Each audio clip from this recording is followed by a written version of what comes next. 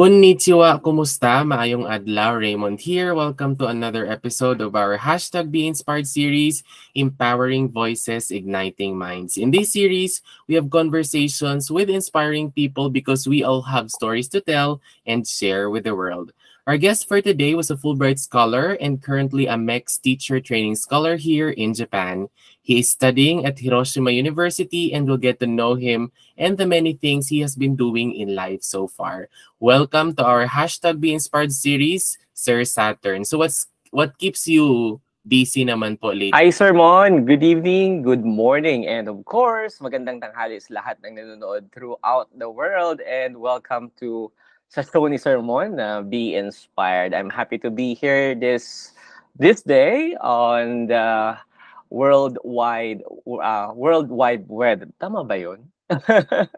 So anyway, thank you very much, Sir Mon, sa invitation. And sabi nga ni Sir Mon kanina, I'm here sa Hiroshima University. And katulad ni Sir Mon, right now, I am currently a MEX teacher training scholar. And dahil malapit na kaming umuwi, yun ang parang unang sagot ko sa unang tanong ni Sir Mon, what keeps me busy? Yung pag-prepare. Pag-prepare ng mga bagay-bagay dahil pauwi na kami. And of course, sinasuffer na yung moment dito sa Japan habang nandito pa. Kasi syempre, hindi naman natin alam kung kailan naman tayo makakabalik. And luckily, last week, I was able to submit my final requirement. So, hindi na yon ang nasa table ko ngayon. Ang nasa table ko na ngayon is about preparing to go home and of course, yung mga bagay na kailangan pang i-fix. Kasi dito sa Japan, Sir Mon, di ba, ang dami natin kailangan asikasuhin kapag magta-transfer ng bahay at aalis ng bahay. So far, yan yung nasa menu ko for today's video, kumbaga. And sa Pilipinas naman, isa sa mga bagay na keeps me busy yung susunod na task ko, which is, syempre, babalik na tayo sa pagtuturo. Back to reality, ika nga. So, yun lang, Sir Mon. Ayan, opo. So, I totally understand the feeling kasi like soon in the future, we will also experience what you experienced. And parang alam na din natin yung feeling like during our Fulbright journey, parang nasanay ka na sa life mo, but then you have to go back and somehow serve the Philippines in a way. So, that's both parang like exciting and parang sad in a way. So, but life goes on, like what they say. And like you mentioned earlier, sir, that you're making most of the time that you're here in Japan, and I think you did that kasi you've been to a lot of places. Yeah, I think so. So let's go back a little naman po, sir. Like, where did you grow up at and how was it like? Okay. In terms of my childhood memories, by the way, taga Bicol ako, specifically sa Albay. Familiar kayo kay Mount Mayon, yun ang aming pinaka-tourist destination sa Albay. So I also would like to take this opportunity to invite people from all over the world to visit Albay, specifically to see Mount Mayon. So doon ako lumaki until na nag-aral ako, nandun ako. And right now, I'm working also as a full-time secondary school teacher sa isang high school dito sa Albay. So yan ang aking childhood memories, pati na yung schooling life. Diyan lang tayo sa probinsya ng Albay. Doon tayo lang sa before, parang na-try ko din na pumunta sa NCR para magtrabaho. Pero talagang yung experience na ma-traffic and so on and so forth, hindi ko talaga siya feel. Kaya stay po tayo sa Albay. May traffic naman pero manageable. Okay, so ayan po. Actually, I haven't been to Albay. Hopefully soon. Sabi ko nga, parang madami na akong parang mas marami pa akong napuntahan dito sa Japan kaysa sa Pilipinas. So that's like my realization, and hopefully when I go back to the Philippines, I have to travel more. And Mount Mayon po, like previously I did this parang presentation about the Philippines. So I showed them like a picture of course, Fujisan. And yung parang panlaban natin sa Fujisan ay ang Mount Mayon kasi perfect din siya. Famous din siya like Fujisan. So soon, correct, sir. Yes. Dagdagan ko lang, Sir Mon, kasi yun din yung ginagamit ko ditong parang icebreaker at saka introduction kapag may mga presentation ako. I always put side by side si Mount Mayon at saka si Fujisan. Parang from ice to fire. Yun ang sinasabi ko sa kanila. Though dito sa Japan, they are very aware na mas matangkad. I mean, mas mataas. Yan. Mhm. Height-wise, mas mataas si Fujisan compared kay Mount Mayon. And I share similar parang realization na syempre dahil nandito tayo sa ibang bansa, we would like Mhm. to explore. Pero yung na-realize ko din nga, sa Pilipinas kasi parang, alam mo na, dito kasi sa area natin right now, medyo convenient talaga yung transportation system. Kailangan mo lang talaga ng okani or pera. Sa Yes. Pilipinas naman, medyo convenient lang kapag nasa isang group of island ka. Pero kapag Mhm. tatawid ka na sa iba't ibang islands, hindi na siya convenient. At syempre, considering the money factor, mahal. Mas mahal siya Mhm. kasi hindi lang isa or dalawang flights ang kailangan mong puntahan. Like for example, di Mhm. ba sir, taga Iloilo ka? Opo. This year, plano kong pumunta dati pa, I was planning to go to Iloilo, pero dahil walang connecting flight, so kailangan ko pang pumunta ng Ah, Cebu to wow. Iloilo. Pero right now, Cebu lang yung parang may direct flight from Bicol International Airport na parang domestic ang kanyang international airport siya, pero domestic ang kanyang function. So, yun nga, Yes. parang mas madami pang napuntahan dito compared sa Pilipinas. So pag-uwi naman natin, madami tayong time, sir. So for sure, makakagala tayo ng very light. And then yeah, Iloilo. So like maybe you want to go to Boracay, then Rojas, then Iloilo, and Guimaras then. Sa Mango Ah, Summer, I think would be mm. perfect. Parang pwede mo siyang gawing parang loop na parang like going to Okay. different provinces in just one. Pwedeng like Oh. entry po ninyo is let's say Boracay, and Mm. then pag-uwi po ninyo ay Iloilo kayo pabalik ng let's say Cebu or Manila. I think that Ah. can also be possible. Oh, Yes. kailangan lang ng pera. Yes, pera lang talaga. Pero Correct, correct. soon, yeah, i-plan lang natin. I think, yeah, like kahit even here in Japan, di ba? Like night bus lang and then doon ka na sa Nagoya. Pero yes, Correct. I really enjoyed your travel, sir. Sa post po ninyo sa Facebook ninyo. Thank you very much, Sir Mon. Actually, last Yeah. time, pumunta rito yung isang scholar na from Nagoya. Apa. Aichi Prefecture, yun din. Kabatch ko siya. Never kami nagkita during the application process. Ang isang kabatch namin si Sir Clyde na nandyan sa inyo. Pero hindi rin kami nagkita because pandemic kami nag-apply for the MEX Teacher Training Scholar. Buti na lang nakapunta dito si Sir Rohit last time. And we were like expecting, kaming dalawa ni Rebo naman, we were expecting for you sinabihan ko na siya na pupunta kayo dito. But unfortunately, because of your busy schedule, siguro Yes. some other times. Yeah, baka kaya pa naman. Let's Correct. see. Apo. Okay, so another naman po, sir, is like what's the life reminder naman po that was like constantly being shared to you or reminded to you by your parents?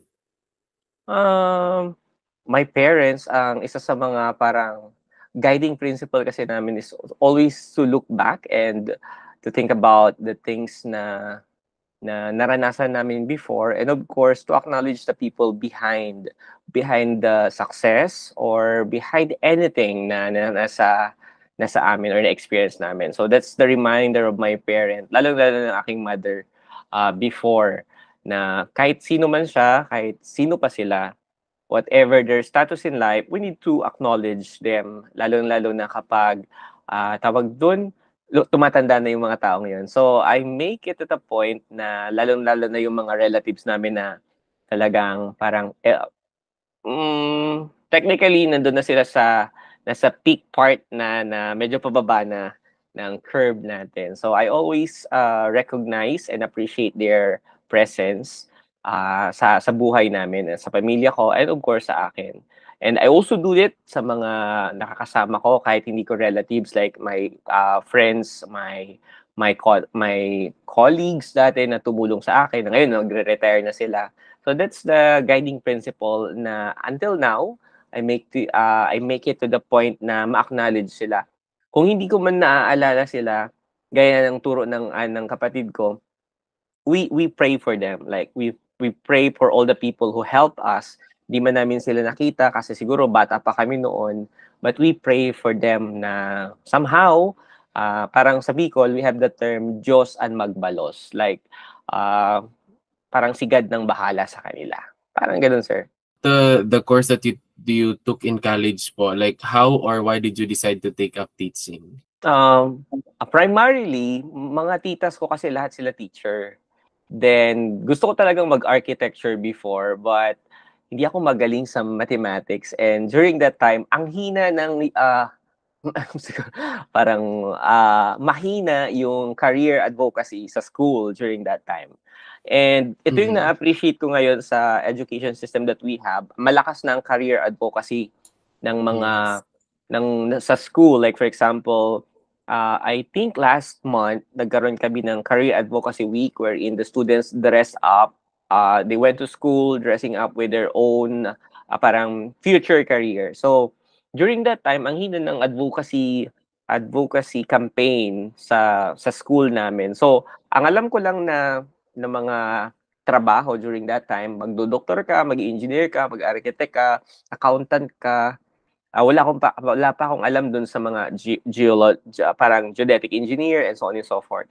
So dahil nasa familya ng mga teacher, so I decided to go teaching. And of course, na-inspire din ako ng teacher ko dati, ng biology teacher ko nung high school ako. And meron naman ako talagang craft in teaching. So yun na lang ang hinone ko. Dahil hindi ako kagalingan sa mathematics, that's my Waterloo during that time. So yun ang tinake kong track. And of course, during that time, hindi pa free ang education sa Pilipinas. From first year college, kailangan pa magbayad. So hindi naman tayo nasa parang talagang hikahos kami during that time. And isa sa mga parang add-on na mga requirements mo kapag magtitake ka ng ibang mga courses, kailangan mo rin magbayad ng extra fee na hindi namin kaya during that time. So I took College of Education, Bachelor of Secondary Education, major in Biological Science. So yung major ko, ang parang naka-influence doon is my second year teacher, si Ma'am Yoli Dumdum. So yun, kung bakit ako biology teacher ngayon, it's because of her. So talagang yung parang hashtag Buser na be inspired, lahat siguro ng tao na nakikilala natin, we can get something and be inspired sa mga kwento nila, sa mga experiences nila. So, yun, sir. Medyo madaldal ako. No so, worries. yun ang ating okay. kwento.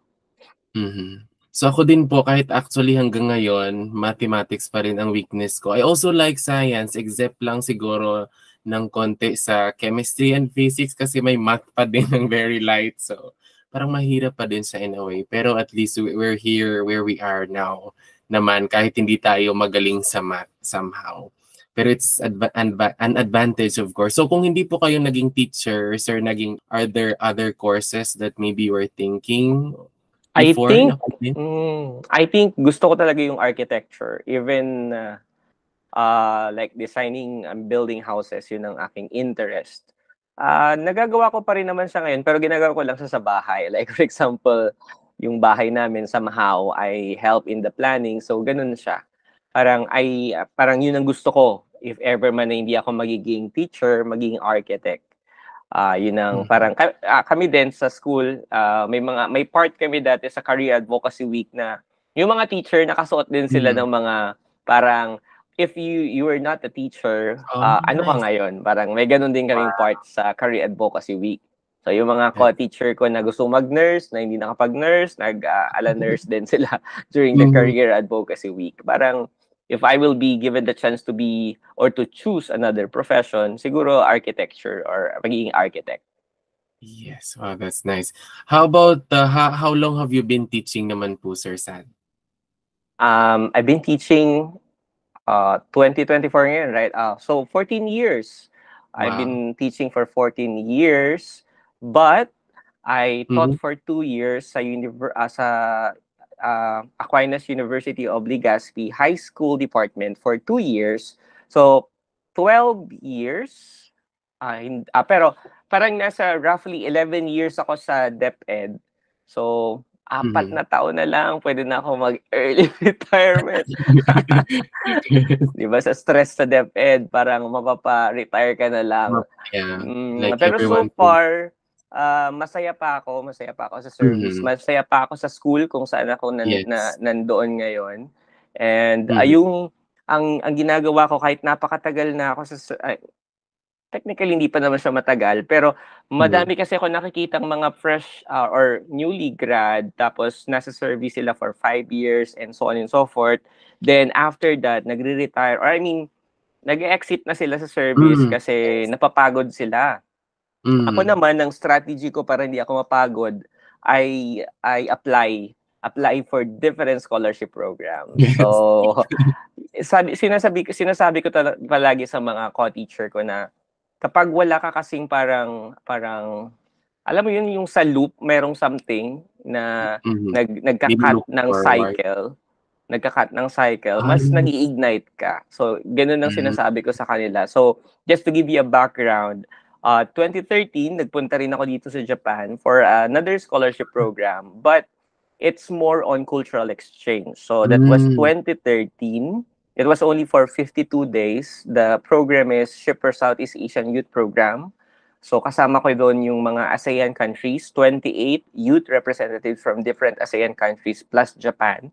So, pumunta kami ng Tokyo for 2 weeks. Then, after that, sumakay na kami ng Nippon Maru, yung parang cruise ship ng Japanese government. Then from Japan, pumunta kami ng 5 countries na ASEAN countries, and we spent 3 days there.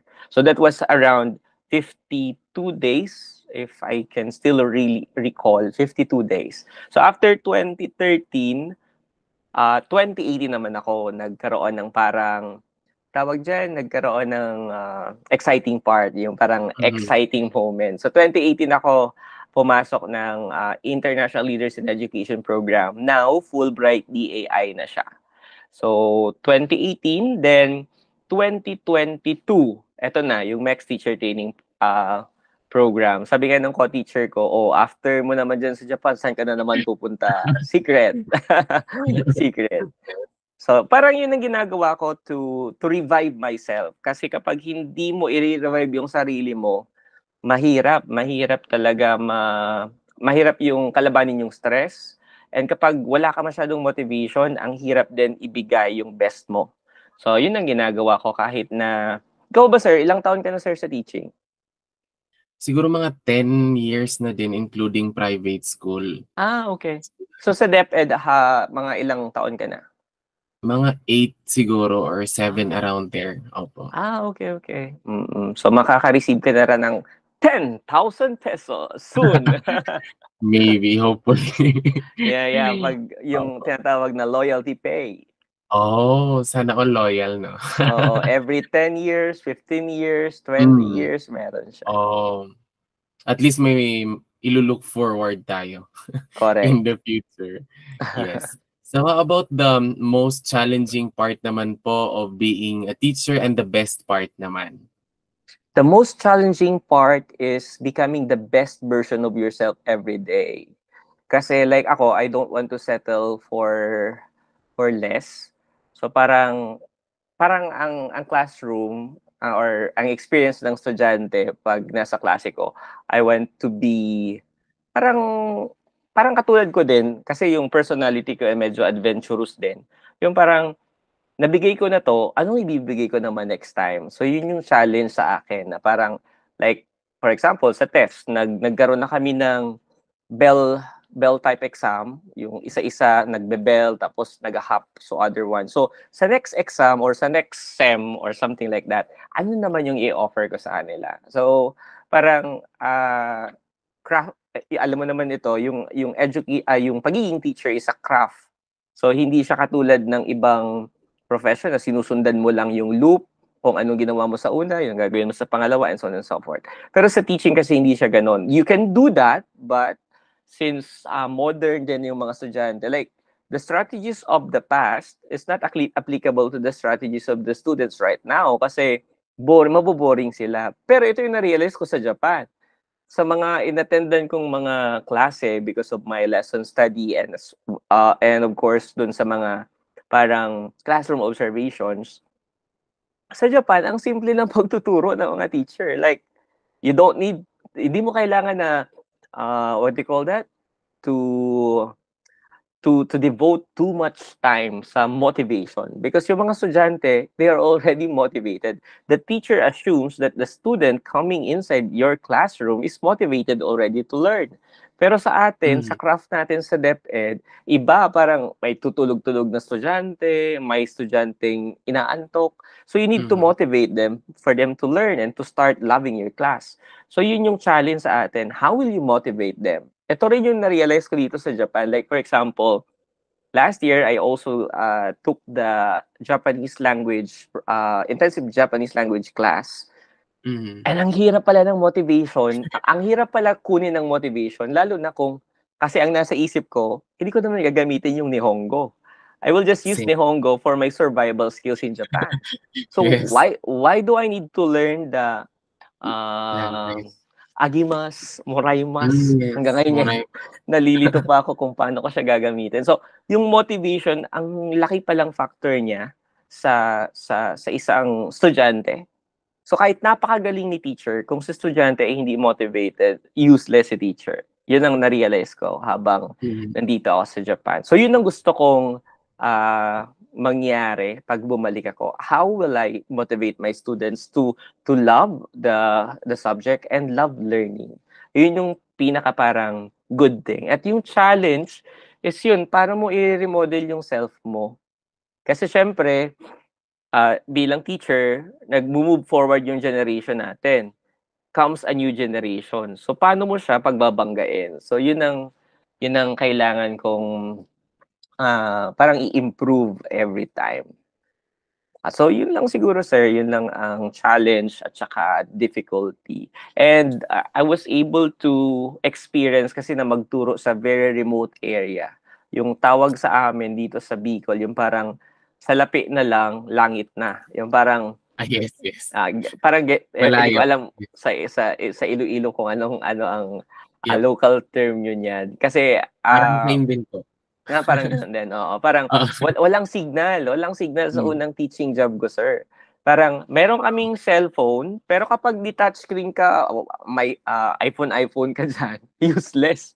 Walang signal ang mga iPhone at saka touchscreen during that time. Siguro 2022 yon or 2023. No. 2012 and 2013. So, ang cellphone mo dapat yung touch, di keypad lang. Tapos, nakalagay lang sa specific location.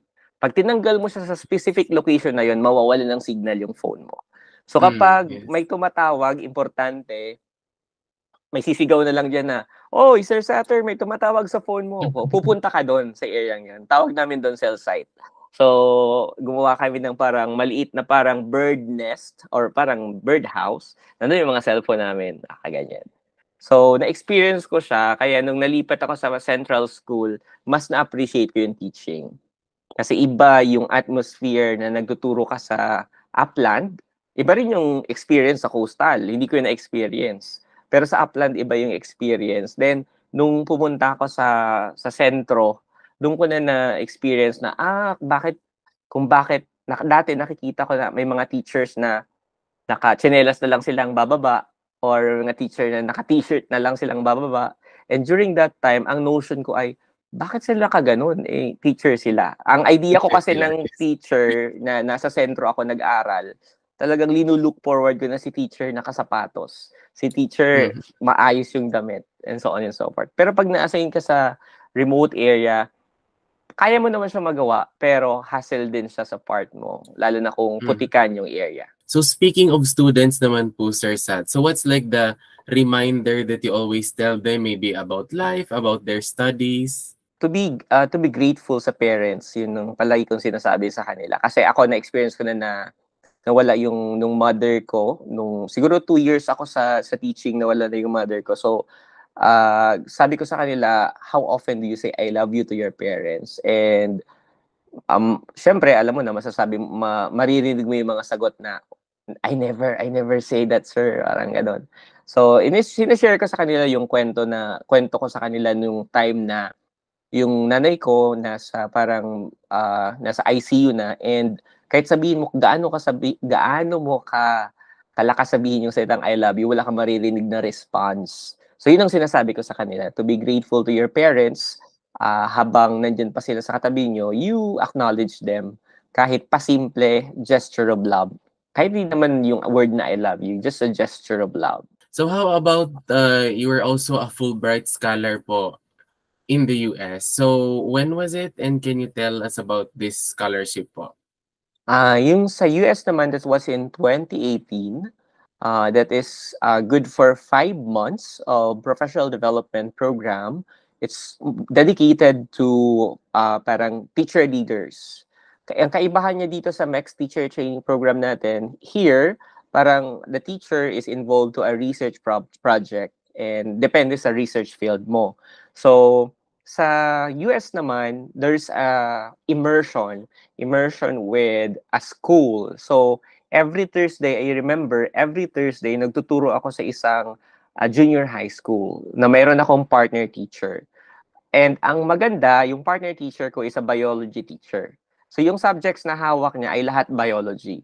So kahit hindi ko napag-aralan yung subject, alam ko siya kung paano ituro. So ang nangyayaring setting namin, yung first period, idadry run niya yung lesson for me. So parang, anong strategy na gagamitin niya? So kukunin ko yon. So second lesson, ako na magtuturo. Dalawa kasi yung subjects niyang hawak. Yung isa parang general biology for high school student. Yung isa naman, general science for ESL learners. So doon ko natutunan yung total physical response na sinuro ng partner teacher ko na yung mga learners kasi is from Africa, from Latin America. So hindi English talaga yung first language nila. So ganyan yung experience ko sa US. And more on creating professional linkages and learning about how to be a leader, how to be a teacher leader, parang ganon. So madaming parang memorable moments sa US na talagang nakuha ko at na-adapt ko rin sa school na kung saan ako ngayon nagtuturo. And I can say na yung mga experiences na yon until now talagang nagagamit ko pa rin. And nasi-share ko din siya sa mga kasamahan ko sa Department of Education. Yes, sir. How about your realizations naman po while living or while studying in the US? Napakabilis kasi nung sa US. Though may na-realize din naman ako, pero dito kasi sa teacher training program, nasa sarili mong facing yung pag-face mo dito ng mga challenges and so on and so forth. Sa US kasi, kaya siya scheduled. So, this month, these are the targets. These are the deliverables. This month, ito yung gagawin. So, parang targeted siya. Nasa sobrang dami ng naka-target per month. Minsan, may mga bagay na sasabihin mo lang, ay, tapos na pala yun. So, ang na-notice ko lang doon isa yun siguro na realization ko na ang bilis ng panahon. Before, nung hindi ko pa siya na-experience, sabi ko, okay lang, kaya ko yan, gagawin ko lang next time kasi meron pa naman panahon. Pero, na-experience ko doon na ang bilis ng panahon. After 3 years, parang first 2 months, mag-a-adjust ka. Another month, medyo nakapag-adjust ka na. Nung nakapag-adjust ka na, uuwi ka na. Parang gano'n siya. So, yun yung realization ko is the value of time and planning. Which is yun ang ginawa ko dito nung nasa Japan na tayo, na foresee ko na mangyayari siya. So, parang may target na ako per month. Ito yung gagawin ko, ito yung experience ko. Even ngayon, nakapag-send na ako ng mga dati, parang nung nasa US ako, nag-send naman ako ng mga boxes, pero late ko siyang na-send. So parang mas nauna pa akong dumating kaysa sa mga omiyage. So ngayon, nandun na sa Pilipinas yung mga omiyage ko, kaya wala nang problema. So parang, because of the experiences, natutunan ko na siyang mai-adapt dito na nasa Japan na ako. And na-facing ko na din. Though, sabi ko nga, time is really the element na kahit sabihin mong na-foresee mo na, meron pa rin kulang. And isa siya sa mga realization na napakabilis lang talaga. Biruin mo yan, kakarating ko lang nung 2022 sa Japan. Ngayon, bye-bye na tayo. Tapos kami, like parang kailan lang, 6 months na agad. Parang ang bilis lang. So that's what I also remind myself most of the time na I have to make the most of every opportunity somehow na pag may free time, you have to go and be somewhere kasi like, you would not know na ano na pala, ilang buwan na lang. So also somehow doing or applying kung may time and may okan yung mga sinabi po ninyo, sir. Okay. So how about sa US naman po? What are the places that you visited? What's your favorite so far? And maybe in the future, if there's an opportunity for you to go back, anong mga places ang gusto pa ninyong puntahan sa US? In terms sa US, ang napuntahan natin ay dalawa kasi yung strategy sa US para makabisita ka ng lugar. It's either sponsored ng US ng IREX or sponsored ng sarili mong stipend galing pa rin naman sa IREX or sa US government. So yung mga sponsored ng sarili ko, which is from the stipend of the government of the United States, sa Maryland, sa New York, and yun lang. Pero yung sa government naman ng US, of course, sa Arizona, malapit din ito sa Nevada. So, yun yung napuntahan natin. Pero hindi ako nakapag-explore doon kasi mahal din eh. Mahal eh. Siyempre, US dollar siya. So, Yes. parang umikot ka lang doon sa mga areas na malapit sa'yo. Kasi doon pa lang, madami na. Reach na rin yung... Hindi katulad dito na parang sa Japan na yung mga prefecture, kaya mong mapuntahan na iba-iba. Pero sa US kasi ang napakalaki niya. So, napakalaki rin ng perang gagastusin mo pag pupunta ka sa ibang lugar. Pero target ko talaga noon na mapuntahan is si Statue of Liberty, which is na target unlock naman. Kasi sabi ko, sa lugar kasi namin sa Arizona, napakainit, desierto siya. So wala kaming snow. So sabi ko, I need to go somewhere na cold. So na-experience naman natin siya. Mayroon pa palang pangalawang question kung babalik doon, something. Probably, siguro Los Angeles kasi yung mga nakikita natin sa movies. Kasi parang pag nanonood ako ng before, sabi ko, gusto ko yung puntahan. Then, napuntahan ko siya nung nasa US na like yung Las Vegas. So, pag nanonood ka ng mga movies, nakapunta na ako dyan. Parang gano'n na, parang deep inside, yun ang sinasabi ko. Siguro kung pupunta naman, siguro sa Pennsylvania area, yung mga gusto nating area malapit doon sa mga museums na hindi ko kasi napuntahan yung mga museums doon eh. And free lang 'yon kaya hindi ko siya kulang sa oras. Kasi nga yung 5 months na 'yon, targeted na siya for specific activities. Parang ang travel time lang namin, this is different to your program, 'di ba, sir? Kasi ikaw 9 months, I think, 1 semester, 2 semesters, 'di ba? So mas madami kang opportunity para to visit. Grabe. Unfortunately, 5 months lang din naman po ako sa US kasi that was during the height of the pandemic. Yeah. I remember pala. COVID pala yon. So, kasi si Jobren kasi is same program sa inyo yung English, 'di ba, sir? So, I think 9 months si Sir Jobren during his time. So, madaming time, lalo na pag may mga vacation. Kami naman, parang spring vacation, and Saturday, Sunday lang ang time mong gumala. Pas Lunes may klase na. So kung wala ka masyadong parang money, syempre kailangan mo mag-bus, it will take time. Talagang airplane din ang transportation. So which is will require mo much money.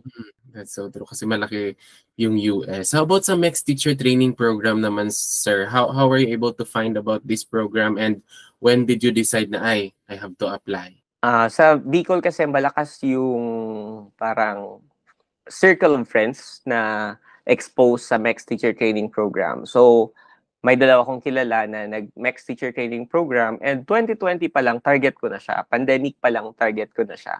I applied for ALT in 2020. I succeeded sa application. Nabigyan nga ako ng parang school offer. Sa Saitama siya. Unfortunately, parang dumating yung offer January, February, March. Siguro March or May yung offer dumating. COVID na nun. So, nag-stretch yung schedule hanggang sabi nila October 2020, makakalipad na. Okay, kumapit pa tayo. Then, sabi nila, January. Okay, kumapit pa tayo ng January 2021. Nag-Omicron, nag-close na naman ng border yung Japan. Bumitaw na akong by Moira. Yeah. Bumitaw na tayo. So, sabi ko sa embassy, kina-cancel ko na yung application ko, hindi ko na kayang maghintay because hinihintay, I mean, nagpaalam ako sa school administration for 1 year lang sana for ALT. And sabi nila, you need to decide na kasi mag-school year na naman, kailangan na nating mag-something.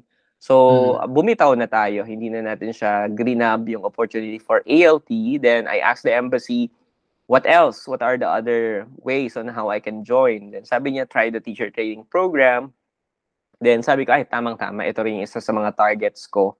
So, on that year, 2021, nag-submit tayo ng application. That was February. Then, 2022 na, 2021 siguro December. Then, 2022, February, March, online interview kami. Noong una, hindi ko expected na kukunin nila ako kasi parang hindi ako masyadong nagandahan ng result. I mean, yung experience ko ng interview. Pero luckily, 2022 October, okay naman. Same din po. Akala ko sa interview din, feeling ko parang hindi siya ganun kaganda. So, pero thankfully, napili pa din tayo and we're here. So, how about the university naman po ninyo dito sa Japan? I chose Hiroshima University. Ito talaga yung nasa number 1 list ko kasi during that time na nag-apply ako, I was looking for a sensei that is inclined in STEM education. So, sa list na pre-provide nila, ito lang yung may mga sensei na ang field of research is about STEM. Pero yung sensei na target ko sa application was not my sensei right now. So, ibang sensei yung kumuha sa akin. Probably yung isang sensei ay walang provision to get a teacher training program. So, ang kumuha sa akin ay isang sensei na ganoon rin naman ang field of specialization niya. Science education and STEM education. Isa siya sa mga writers din ng encyclopedia ng lesson study for science lesson study dito sa Japan. Wow. So, yun ang napili kong university. And isa sa mga consideration ko rin yung lamig kasi hindi ko kaya masyado sa may snow. Kasi kapag winter, itong kamay ko para siyang ahas, nagtatanggal siya ng mga balat. So, buti lang ngayon, medyo okay na siya. Pero kahit sa US talagang ang sakit nito pag winter. So, yun din ang isang kinonsider ko na hindi masyadong malamig. Dito, wala kaming snow, pero malamig pa rin. Pero compared naman sa inyo dyan, na talagang may mga snow, lalo na kay ma'am na nasa Aomori. Yes. Talagang malamig kay Ma'am Leslie. Opo. So can you take us back po like during the first few months na nandito po kayo sa Japan? How are you able to adjust somehow? Okay. Compared to the US, syempre, sa US, hindi ka bulag, hindi ka pipe, at hindi ka bingi. Pero dito sa Japan, during my first month, maganda yung malinis, so on and so forth, organized, pero bulag, pipi at bingi ako talaga during that time. So, I can see the words, hindi ko kayang basahin, hindi ko maintindihan. Hindi ko naintindihan lahat ng sinasabi nila aside sa arigato gozaimasu. But since Filipino tayo, we adjust, and dahil nandito ka naman, yun na yun sa mga parang parang kailangan mo mag-survive. Yun naman talagang gagawin mo kasi ginusto mo to in the first place, ginusto mo to. So, I met a Filipino community. Ito rin yung sinabi ko sa inyo dati sa GC natin na find for a Filipino community, magsimba ka para makita mo yung Filipino community sa area mo kung wala sa university. Good thing dito sa university, malakas yung Filipino community ng mga scholars, mga masters and PhD students. And ngayon, mayroon ng undergrad. So, sila yung tumulong sa akin during the first few weeks. Like yung mga gamit and so on and so forth. So, malaki talaga siya. And dahil yung personality naman natin ay outgoing tayo, marami naman tayong nakilala. And those people talaga helped me a lot also in my first day. And kahit mga international students, talagang willing sila to help. And ang lagi nilang sinasabi, you don't need to pay me, pay it forward. So, ganun din ginagawa namin. Like for example, sa inyo, I also did that. So, kahit may mga dumarating na mga new international students, sinasamahan din namin sila sa mga bumili ng mga gamit nila. So, adjusting is parang minor concern sa mga Pilipino kasi flexible natin. Sa hirap ba naman ng buhay sa Pilipinas, hindi ka ba magiging flexible?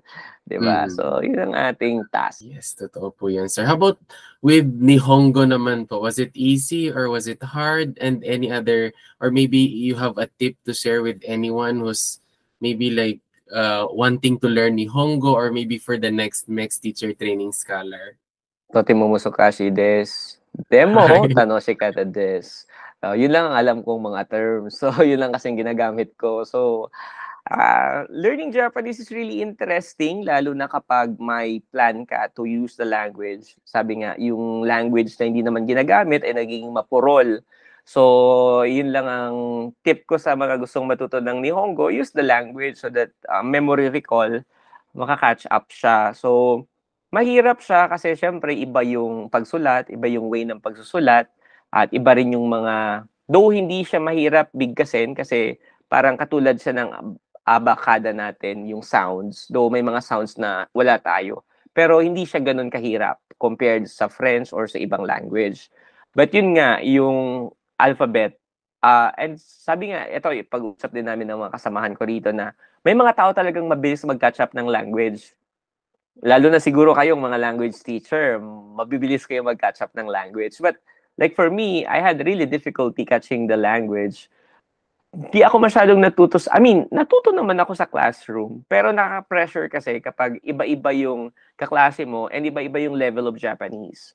Like, yung kasamahan ko, my seatmate, parang advanced na siya. Kasi sa country pa lang niya sa Colombia, nag-aral na siya ng Japanese. So pag nagbabasa siya ng Japanese text, ang bilis. So ako naman, wata, shiwa. So pressure, alam mo na yun, yung pa-pressure ka. Pero hindi naman ako kasi ganun na tao na parang, kung mabilis ka, okay, congratulations. Ako, eto lang yung pacing ko ngayon. This is me. Wala akong magagawa dyan. So, in-enjoy ko lang siya. And pati nga yung mga sensei ko minsan natutuwa sa akin kasi parang tinatawag ko rin kasi yung katabi ko na sensei. Parang, sensei, teach me.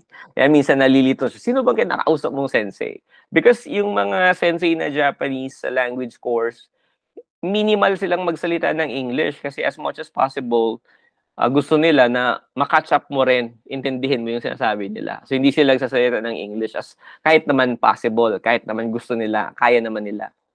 So, medyo madami akong learning na natutunan sa laboratory. Nag-i-involve kasi ako sa laboratory, nakikipag-usap ako sa mga Japanese. Kaya doon ko natututunan yung ibang mga words and regular words na ginagamit namin. Masaya siya, matutunan. Pero yun nga, kailangan mo talagang pag-aralan din. It will take time. It will take much of your time. Kaya nung nasa 1 year na ako, hindi na, bumitaw na rin ako kasi nag-enroll pa ako after nung intensive Japanese course. After itong 6 months, nag-enroll pa ako for 1 semester. Pero parang, 1 month lang ako nagstay kasi na-feel ko na naman yung pressure. Yung pressure na ang bibilis na nila. Parang ako, elementary, grade 1 pa lang. Sila grade 4 na. Parang ganun. So, ginamit ko na lang siya in regular conversation. Pero masaya siya. Masayang matuto ng bagong lingwahe. Yes, same feeling din, sir. Like during my first few months here, I guess first few weeks, parang same din. Like feeling ko alien ako dito sa Japan. Like because you don't understand what they are saying. Kahit bumili ka nga minsan sa konbini at may tinatanong sila, parang hindi mo alam yung isasagot. Pero like same din po sa inyo. Like parang stressful yun siya like in a way kasi yung iba mong classmates magaling na. Tapos ikaw hindi ka malang makapagbasa ng maayos ng katakana or ng hiragana. Challenging din siya. But after some time, I began to realize na I have to enjoy na lang. Correct. Yeah. Kung ano yung kaya mo, yun lang. Just do your best and just take one step at a time. Pero yeah, take I'll a step remember one that. at a time. Okay, yeah. Yes. Parang kanta lang. Okay, so like in a few days or in a few weeks po, you'll be going back to the Philippines. So what are the things that makes you a little sad and the things naman po that you are excited about going back to the Philippines? Little sad is, of course, yung convenience kasi nandito sa Japan. Ito rin yung sinasabi namin, kasi last Monday, nag-meet kami ng mga kaklase kasi intensive Japanese class, and 7 kaming teacher training scholars dito na uuwi sa iba't ibang parte ng mundo, yung mga nasa Argentina, Argentina, sa Nigeria, sa Malawi, Cambodia, and ako sa Pilipinas. And isa yung lumabas sa aming parang debriefing, pero debriefing sa restaurant. Yung convenience dito sa Japan and yung safe space na kahit maglakad ka ng gabi, hindi ka mag-worry. Yung convenience, yun ang magiging parang sad part kasi parang naging fun na din siya na ganito pala. Hindi naman sa sabi nga ng isang kakilala ko, ito yung standard dapat na na-experience ng bawat tao. Pero dahil our government is not ready for that, parang sa atin ginagawa parang ito pala yung mundo ng mga mayayaman. Yung parang yun na nagiging tagline. But parang kung titignan mo, yun dapat ang standard. Hindi lang na-achieve kasi marami pang dapat ayusin sa pamahalaan. So yun ang isa sa mga nagiging sad ako. And syempre yung happy part naman is babalikan na kung saan ka nagmula. Iba pa rin kasi yung pakiramdam na nasa tahanan ka. And miss ko na din yung mga estudyante ko. Kahit sabihin natin napakahirap magturo sa Pilipinas. Kasi dito na-experience ko na, hindi ko na-experience magturo. Kasi syempre, technically, hindi ako marunong mag-Nihongo. Pero pumasok ako sa iba't ibang classroom. And na-experience ko na, ang dali lang magturo. Kung marunong ka mag-Nihongo, magtuturo ka ng science, ang dali. Kasi your resources-wise, nandoon na. Pero sa Pilipinas, yun din nakakamiss na parang, yung tagline na bayani ang mga guro sa Pilipinas. Ito nga yung sinabi ng isang kakilala ko na pumunta dyan sa Pilipinas. Isa siyang American. Fulbright exchange program din siya. Pero sila yung pumunta sa Pilipinas. So pumunta siya sa school namin sa Ligao. So sabi niya, believe daw siya sa mga Filipino teacher. They are heroes, sabi niya. Kasi pina-experience ko sa kanya yung 6 teaching loads ko per day. So, na-experience niya yon. So, sabi ko, we're not yet done. We have 2 more classes to go. So, yun. So, syempre, yun ang isa sa nakakamiss na parang, ito rin yung linulook forward ko na parang babalik ako kasi may greater purpose ka. Parang gano'n. Na-energize na ako. So, I will share the energy. Parang gano'n. Yun ang sinasabi ko sa kanila. And may mga nagsasabi nga, wag ka na bumalik. Magturo ka na lang dyan. Or maghanap ka ng trabaho dyan.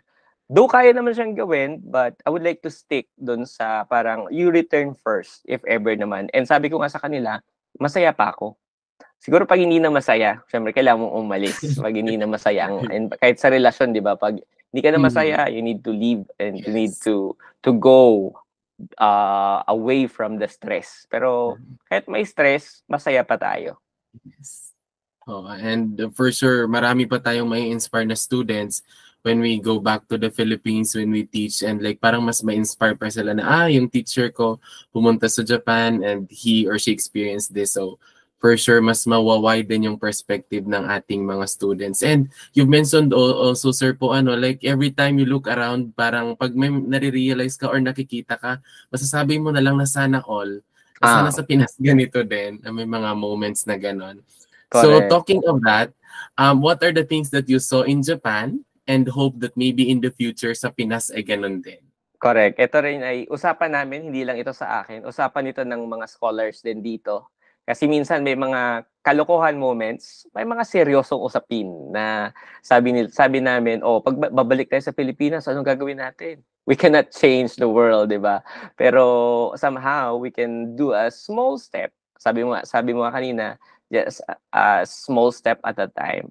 So, isa sa mga realization namin is yung minsan na sinasabi namin dito pag nag-uusap kayo ng mga kapwa ko scholars dito sa Hiroshima, dito kasi hindi mo makikita kung siya ay mayaman, kung siya ay mahirap, or siya ay mama or soso na Nihonjin. Sa Pilipinas kasi alam mo agad na ito, shala to, ito, mayaman to, ito, kulubi to. Dito kasi hindi eh. Lahat sila sasakay sa public transport. Lahat sila sasakay sa tren. Hindi mo alam, CEO pala siya. Or hindi mo alam, ito yung trabaho niya. So, ganun ang parang linulook forward ko na sana mangyari. Parang, mayroon namang, makikita mo rin naman yung iba na talagang parang, yung discrepancy, kahit sa itsura man lang, ng mayaman at mahirap ay hindi halata. Yun ang linulook forward ko na saan mangyari. Kasi di ba alam mo naman ang mundo ay mapanghusga. They will judge you based on your color. They will judge you based on what you wear, kung anong mga gadgets na hawak mo. Pero dito kasi hindi siya halata. So, hindi mo alam kung anong trabaho nila kasi naka-coat sila lahat, di ba? So, yung pala, nagtatrabaho lang sila sa kombini, di ba? Pero sa atin, halata mo agad kung saan nagtatrabaho. So, yun ang linulook forward ko na somehow mangyari sa atin. I think kaya naman siya, pero kailangan talaga ng hindi man perfect, pero at least mangyari siya somehow. Pero feeling ko, ayoko na lang ayoko na lang maging negative, pero Yes. ipagdadasal natin siya. Yes, let's just hope. And then yung parang realization ko din, sir, like going to the US and here in Japan, like parang marirealize mo din na we still have a long way to go. Like parang masasabi no, we're like 10 years behind Japan, we're like 20 years behind Japan, we're like 30 years behind Japan. Like marami pang kailangang i-improve somehow sa Philippines. Like I also read somewhere that Japan is like self-sufficient when it comes to rice. Yan, sana all na lang tayo and hope for the Correct. best. Pero Sir Mod, may idagdag lang ako kasi meron kasi ako, di ba, meron ako minsan na ginagawang mga content, tapos may mga nagko-comment. Tinatanggal ko lang siya sa feed ko kasi ayoko ng negativity sa feed ko. Though kung siguro, kung gusto ko lang padamihin yung involvement, hindi ko siya tatanggalin. Pero tinatanggal ko siya, ayoko kasi nang ganun, nag-entertain ng mga ganun. Sabi nila na, porket nandyan ka, best in compare ka na. Parang ganun. So parang yung idea na, porket na-experience mo yan, grabe ng expectation mo sa Pilipinas. Parang ganun. Which is true naman talaga na parang, porket na-experience mo yan, ganyan na sinasabi mo. Pero na-realize ko talaga dito na malayo pa ang kailangan nating lakbayin kasi culturally, iba yung kultura natin sa kultura nila. Sila ganito kasi iba yung kultura nila. So napakalaking factor ng kultura. And isa sa mga realization ko ay yung kultura sa classroom, nagre-reflect siya ng kultura ng society. Like dito, sa isang ginawa kong vlog, yung Genkan culture, yung pagtanggal ng sapatos or pagtanggal ng sleepers, pagpapasok ka sa establishment or sa bahay, ginagawa sa school. Which is, parang consistent siyang nangyayari sa lahat. So, nagtatanggal sila ng sleepers pag nasa loob na ng school, meron silang Genkan. Pag nasa bahay, meron din silang Genkan. Pag pumunta ka sa mga restaurants na Japanese, nagtatanggal din sila ng sapatos. Pag nagpunta ka sa mga kaisha na company na Japanese, nagtatanggal din sila. In short, seamless yung approach. Yung nangyayari sa classroom, ginagawa sa lahat ng parang branches ng society. Kung siguro may sa temple, 'di ba, nagtatanggal din sila kapag pumasok ka sa mga temples talaga, nagtatanggal sila. So in short, ganun ang behavior nila kasi yung nangyayari sa school, hindi lang siya nangyayari sa school. Nangyayari siya sa bahay, nangyayari siya sa establishment, and so on and so forth. Sa atin, tinuturo naman natin, di ba, ang paglilinis ng classroom. Tinuturo nga natin ang pag-segregate ng mga basura sa classroom. Yes. Pero pag uwi sa bahay, hindi na siya nangyayari. Pag pumunta siya sa restaurant, hindi na rin siya nangyayari. Pag pumunta siya sa mga government institution, hindi rin siya nangyayari. Hindi lang ito sa pagtanggal ng basura or pag-separate ng basura. Sa lahat ng aspeto, hindi siya nagtutugma. So parang classroom lang ang lahat. Hindi na nangyayari sa iba. Kaya yung estudyante, mawawala yung parang law of practice niya, yung law of repetition. Nawawala. Sa Japan, hindi yan nawawala. Nandun siya sa lahat ng aspect. Kaya culturally, talagang embedded sa kanila yun. Yung tawag doon. Pero hindi natin sinasabing perfecto ang Japan, kasi marami din ako nakitang mga nagtapon ng basura na Japanese. Pero minimal siya. Na may nakita rin ako, lalo nung pumunta ako sa Kobe. Sa Kobe pala, hindi uso ang pedestrian lane kasi halos lahat sila kahit naka-red ang lights, tatawid sila kasi siguro maliliit na sila. So hindi rin siya true to all. Parang katulad sa any society, hindi siya perfect. Pero pag nakita mo kasi dito, parang sasabihin nga, sabi mo, mapapasana all ka na lang. Parang almost ganun sila. And again, hindi perpekto ang kultura ng Japan. Madami rin Mhm. silang parang dark sides na Mhm. ma-appreciate mo din yung kultura natin. Yun ang kagandahan ng cultural exchange. You appreciate their culture and you also value your own culture. Parang, ito yung kultura kong ito, ay, proud ako kasi itong Pilipino, ito yung kulturang Pilipino. Ito naman, kultura nila, proud ako sa kulturang ganyan. Kasi yun din ang wala kami. So that's the beauty of cultural exchange. Mas nagiging malawak yung perspective mo sa buhay. Yeah, I totally agree with that one, sir. Ano, you do not only discover the country you're visiting, but you also discovered your country and yourself din. Kasi like many things na na-experience mo and realizations in a way. So how many countries na po have you been to? Like you've been to the US, you've been to Japan. What other countries na po have you visited so far? Feeling ko hindi naman siya madami pero tama lang siguro. ASEAN and US lang siguro yung pinaka malayo na napuntahan ko so far and ASEAN countries.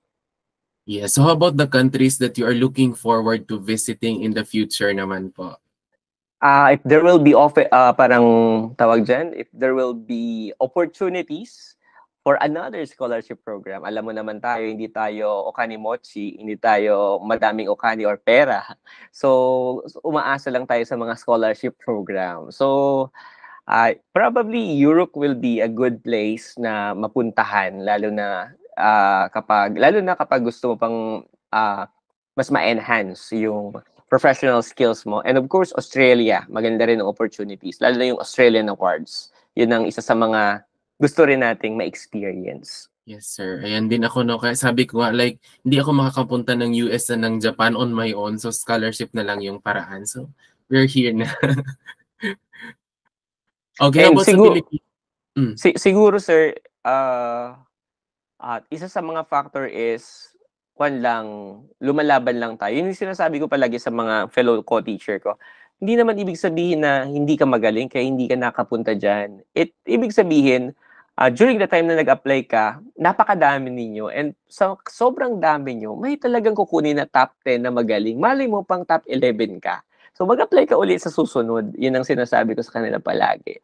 And dito naman sa MEX, kasi hindi naman ito sa pagalingan eh. Depende rin ito kung may mag-a-accept sa yung sensei. Gaano ka pa kagaling kung walang mag-a-accept sa yung sensei, hindi ka makapunta sa MEX teacher training program. Ayan, sir, no, parang ano din siya, parang luck din siya in a way. And sinasabi ko din na, like, there's no harm in trying. Di ba? Pag hindi ka na-qualify, you can try again. Correct. Diba? Just try. Keep on trying. How about sa Philippines naman po, sir? What's like your favorite place so far? And what are the places naman that you are looking forward to visiting in the future? Favorite sigurong part is Sagada. Yan. So far, Sagada yung pinaka-memorable na place. Kasi para siyang yung tao, yung community, ang ganda, parang lalakad-lakad ka lang. Ayan, syempre malamig sa Sagada. And basta maganda yung Sagada para sa akin. Yung canyoneering, hindi siya canyoneering, cave connection pala. Yan, yung Sagada. And ako naman, minsan lang ako pupunta sa mga lugar na yan na on expense or parang talagang self na financed. Yung iba naman umaasa tayo sa mga pa-trainings. Kaya sa Visayas naman ang pinakamalayong napuntahan natin ay Dumaguete kasi may pa-training sa DepEd. So far Mindanao hindi pa nakapunta kaya sabi ko sana magpadala ng training sa Mindanao. Pero so far wala pa. So yun naman, mostly sa Luzon area lang tayo na visit kasi by land kaya lang siyang bisitahin. And nung nasa Aquinas naman ako, UST Legazpi na ngayon, dahil private school siya, may mga pa-national tour. So, medyo dun tayo madaming napuntahan na area sa Pilipinas. And syempre, napakaganda din talaga. Napakaganda rin na alam mo rin yung sarili mong kultura, alam mo rin yung mga sarili mong tourist destination. Kasi pag pumunta ka sa ibang bansa, maisi-share mo siya. Hindi lang by picture, but by experience. Hindi pa pala ako napunta sa Iloilo, kaya gusto ko rin mapunta sa Iloilo. Yes, ako din hindi pa ako nakapunta ng Albay. And na-mention po ninyo na hindi pa din kayo nakapunta ng Mindanao. Ako din, hindi pa ako nakapunta ng Mindanao. So, hopefully soon po. Kung may time at may pera. bata. Correct. Yes. So ayan po, how do you see yourself like 10 years or 20 years from now? Ay, napaka-challenging na tanong. Pwede 5 years lang. Yun lang kasi naka-plan ko, 5 years. 5 years from now, siguro I would like to finish my PhD. Yan. I would like to finish my PhD and apply for other scholarship programs. Professionally lang kasi yung sinishare ko eh. Hindi ako masyado nag-share ng personal. So, professionally, yun ang target natin. And hopefully, yun lang, yung target ko talaga in my parang goals is 5 years from now, matapos ko na yung PhD ko. And of course, pag tapos mo na siya, pwede ka pang mag-apply ng ibang mga scholarship program na mag-i-enhance pa ng sarili mo. Yun kasi yung parang mantra ko, parang I would like to have I would like to venture into new learning opportunities to enhance myself. Yes, that's so true. Kasi like what we learn here like sa Japan, sa US, sinishare din naman natin sa mga students natin and of course sa ating mga fellow teachers na they should also experience somehow or apply the things naman in a way na na-learn natin. Kasi at the end of the day, it's all for the betterment of our learners and of course, ang mahal nating Pilipinas. Correct. And of course, we always share because sharing is caring. And syempre kapag halimbawa, nasi-share mo din naman kasi sa kanila, natututo rin sila. And in somehow, kapag madaming tao ang natututo sa isang organization, like sa school, sa faculty, mas dumadali, magiging easy yung life sa area. Kasi nga, yung environment, minsan stressful na siya kapag hindi pa ganoon ka-resilient yung members ng community, I mean, ng school community, mas nagiging siyang mabigat. Yan, mabigat. So far, I'm very lucky sa community, sa school community ko. Kasi napaka-resilient ng mga co-workers ko. Hindi sila yung taong, ayoko nang itry yan kasi pa-retire na ako. So, yung community namin is lagang, may bagong program. Push. Meron namang magre-resist, pero magre-reklamo lang. Susunod pa rin. Yes.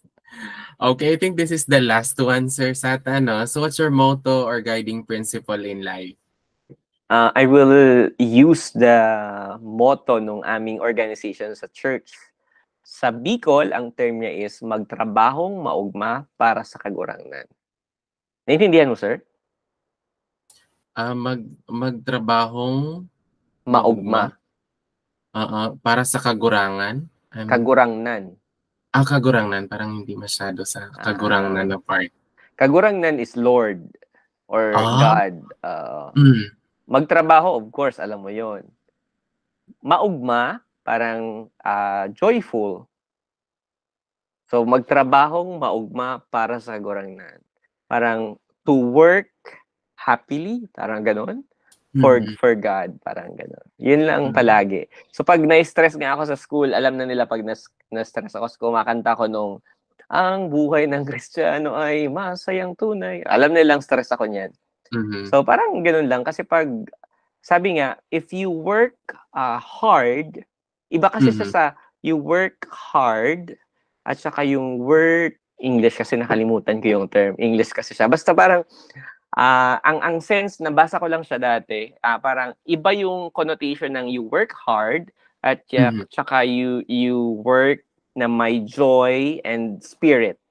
Ganon din yung goal, pero mas relax ka kapag masaya ka nagtatrabaho. Yes, sir. I think that's the best part of having God in our lives, ano? Kasi like whenever you have a problem, you have someone to look up to, ask for help, 24/7, He's there for us. Yes. Tumpak. Ayan, last ulit, sir. Shout out to family, friends, and followers. Shout out sa mga kababayan natin dyan sa Pilipinas. Of course, sa mga teachers na gustong maging MEX Teacher Training Program, please grab the opportunity hanggang nasa cut-off pa na 35, #35 years old. Kasi sayang naman ang oportunidad at kayang-kaya nyo naman yan. And sa mga estudyante natin, sa previews at sa mga future students, I'm really looking forward to see you kasi yung mga estudyante ko na nag-graduate na, magre-reunion kami pagbalik. And of course, sa aking mga kapamilya, kapuso at kapatid na sa Bicol region. Cheers to more adventures and many things to do pag-uwi po ng Pinas. I'll definitely be looking forward to seeing the different things that you'll be doing po. And I think that's all for me po. Thank you for joining me today and for sharing about your life story. For sure, many of your students and anyone who's like watching will be inspired by your story. Kasi like, I think it's easy for us somehow to say na, oh, si Sir Saturn pumunta sa Tokyo, pumunta sa Nagoya, ang saya lang ng buhay niya. But I think if you get to know the person and the many challenges that he or she has been through in life, you will be reminded or parang ma-realize mo din that life is not easy. We all have our fair share of struggles and challenges in life, but like what you've mentioned earlier sa mga followers niyo sa page niyo, you just choose to like look on the brighter side of things instead of looking at the negativities. I also like that. So that's I think my takeaway then after talking to you. So thank you very much. May dagdag pa pala ako, sir. Oo. Yes, definitely. It's okay. Tamang-tama. Sinabi mo yung social media. Ang social media kasi, para sa akin, it's not 100% true. So yung mga nakikita natin sa social media, dapat marunong tayong mag-digest. Kasi I can pretend to be happy in social media even though I'm not. Diba? So, and alam mo naman, mayroon tayong mga Filipino na mga ganon, parang, buti pa siya ganon. Pero hindi yun kasi yung total package. Half lang siya. Parang iceberg na yung nasa ilalim, hindi mo nakikita, pero nakikita mo lang yung superficial. Which is, ganun din ang ginagawa ko. Kaya pag minsan may mga nakikita kong toxic na mga something, remove. Kasi kapag laging yun ang tinitignan mo, magsisink in siya sa brain. Yes. So, social media is social media.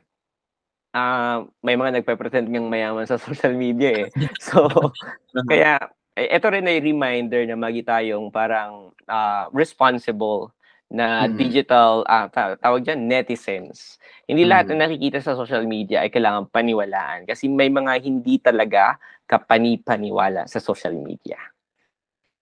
Yes, totoo po yan. We really have to be responsible netizens. Like, whatever we post, whatever we comment, we have to be particular of that din naman. Kasi on the other side, at the end of the day, it's still a person na kinakausap ninyo. So, yan. So once again, thank you very much, Sir Sat, for joining me today. And I wish you all the best in life and I'm looking forward to what's next for you in the future. Oo, sana sir, magkita rin tayo sa Pilipinas kasi hindi tayo nagkita rito eh.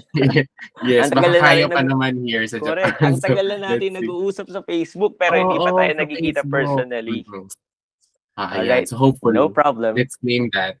Ayan, so once again, thank you po sir, salamat. Paalam, ingat. Paalam.